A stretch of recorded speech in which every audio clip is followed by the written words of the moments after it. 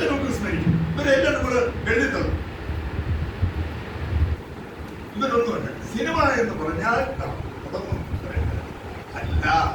അതിനു മുമ്പുകൊണ്ട് ആലോചിക്കണം, ചിന്തിക്കണം.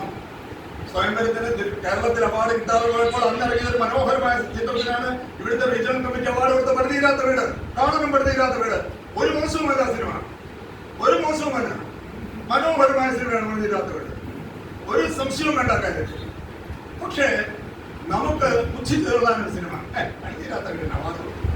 പടുതിയില്ലാത്ത വീട് അവാർഡ് മോശമാണ്. പടുതിയില്ലാത്ത അവാർഡ് കിട്ടിപ്പോയി എന്നുള്ളത് ദാസിമോ മോശമാണ്. സ്വയംവരത്തിന് വേണ്ടിയിട്ടാണെങ്കിൽ അന്നിരുന്ന കമ്മിറ്റിക്കാർക്ക് അങ്ങനെ തോന്നി. അങ്ങനെ തോന്നാൻ പാടില്ല. അങ്ങനെ തോന്നിക്കൂടെ? തോന്നണം. അവിടെയാണല്ലോ വ്യത്യസ്ത അഭിപ്രായങ്ങൾ വരുന്നത്. അങ്ങനെ വ്യത്യസ്ത അഭിപ്രായം പാടില്ല. ഇതാണ് ശരിയെന്ന് പറഞ്ഞാൽ ഇത് തന്നെയാണ് ശരി. അങ്ങനെയില്ലല്ലോ. വേറൊരു ശരിയുണ്ട്. ഏതൊരു ശരിക്കും മറ്റൊരു ശരിയുണ്ട്.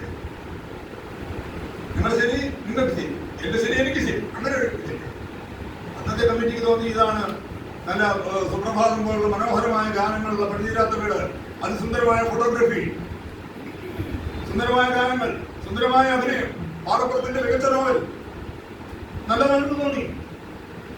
കേസർവാദത്തിന്റെ വളരെ പ്രഗത്ഭമായ സംവിധാനം നല്ലതാണെന്ന് തോന്നി.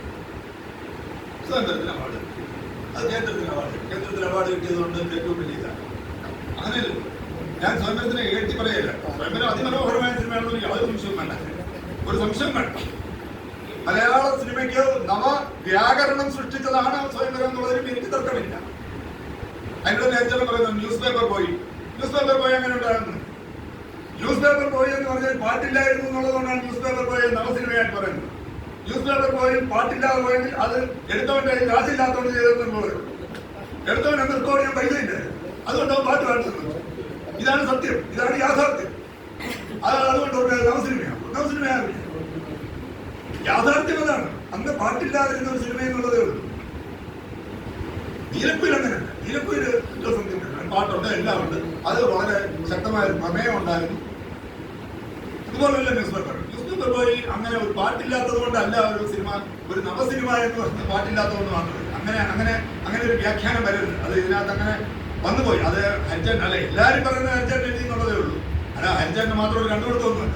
ഹരിചേട്ടൻ അങ്ങനെ ഇല്ല. ന്യൂസ് പേപ്പർ പോയി പരാമർശിക്കാറുണ്ട്. എല്ലാവരും പറയാറുണ്ട് ഇങ്ങനെയാണ് രാംദാസിന്റെ ന്യൂസ് പേപ്പർ പോയി ആദ്യത്തെ ഇത് എന്ന് പറഞ്ഞിട്ട് പറയാം. പക്ഷെ അത് 100% അത് ശരിയല്ല.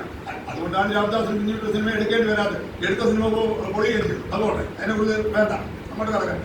പിന്നെ വരുന്നത് നമ്മുടെ അമിതാഭ് എന്ന ബച്ചനെ വളരെ നമുക്ക് ചിന്തിക്കാൻ പറ്റാത്ത രീതിയിലാണ് ഈ ആളുകളെ കുറിച്ച് ഹരിചേട്ടൻ എഴുതിയിരിക്കുന്ന സെലക്ഷൻസ് എന്ന് പറയുന്നത്. ഭയങ്കര വെറൈറ്റി ഒക്കെ, ഒരു ശരിക്കും ഒരു അഭിയാണ്. എല്ലാം സിനിമാ രംഗത്ത് തന്നെ ഇതുപോലെ വ്യത്യസ്തമായ മുഖങ്ങളുള്ളവരെ നമുക്ക് കാണാൻ പറ്റും. ഇതുപോലെ ഒരു സെലക്ഷൻ അത്ഭുതകരമായ സെലക്ഷനാണ്. അമിതാഭ് ബച്ചനെ കുറിച്ച് വളരെ വ്യക്തമായി രാജേഷ് ഖന്നയുടെ കാലത്ത്. പക്ഷേ അതിനകത്ത് പറയുമ്പോൾ ഒരു വ്യത്യാസം. രാജേഷ് ഖന്നയുടെ ചിത്രങ്ങളിലൂടെ രാജേഷ് ഖന്നയെ കടത്തി വെട്ടിക്കൊണ്ടാണ് അമിതാഭിന്റെ വരവ്. ആനന്ദ് എന്ന് പറയുന്ന സിനിമ, ഋഷികേശ് മുഖർജിയുടെ ആനന്ദ് എന്ന് പറയുന്ന സിനിമയിൽ രാജേഷ് ഖന്നയോടൊപ്പം അമിതാഭ് ബച്ചനുണ്ട്. പക്ഷേ ആ സിനിമ വിട്ടിറങ്ങുമ്പോൾ രാജേഷ് ഖന്ന ഒരു വേദനയായെങ്കിൽ അമിതാഭ് ഒരു പ്രതീക്ഷയാകുകയായിരുന്നു. അസാധ്യമായ ഒരു പ്രതീക്ഷയായിരുന്നു ആ സിനിമയിൽ അമിതാഭ് ബച്ചൻ നൽകിയത്. അതിനുശേഷമാണ് പിന്നെ സഞ്ജീവിന്റെ ഒക്കെ വരുന്നത്. സാത്ത് ഹിന്ദുസ്ഥാനിയിലൊക്കെ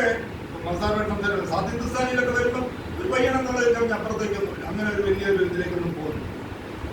അതുപോലെ സുന്ദരത്തിന്റെ സിനിമയിൽ അഭിനയിച്ചു, രശ്മാർ ഷേർ അതിലൊക്കെ അഭിനയിച്ചിട്ടുണ്ടായിരുന്നു. പക്ഷെ സഞ്ജീവിനാണ് അദ്ദേഹത്തിന് വലിയൊരു ജീവൻ. സഞ്ജീവിന് ശേഷം